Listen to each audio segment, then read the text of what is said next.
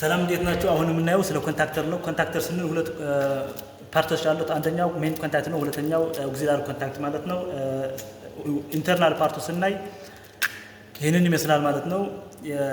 የዚህኛው ኢንተርናል ፓርቱ አሰራር ማለት ይህንን ማለት ነው። ስለዚህ ይህ ማለት እዚህ ጋር ኮይል አለ፣ ኢንተርናል ኮይል አለ A1 A2 የምንለው ማለት ነው።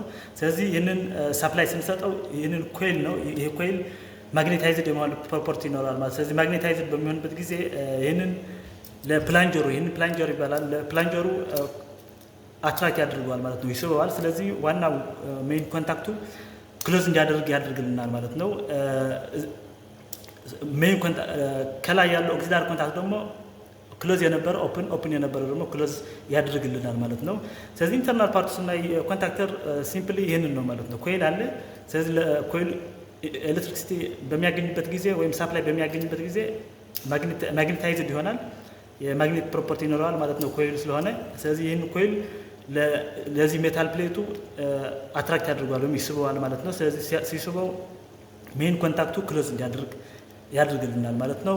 ስለዚህ አንድን ሎድ ወይም አንድ ሰርኪት ኮንትሮል የምናደርግበት ዲቫይስ ነው ማለት ነው። ይህንን ኮንታክተር ማለት ነው። ኦክሲላሪ ኮንታክት እና ሜን ኮንታክት አሉት ማለት ነው። ቴንክ ዩ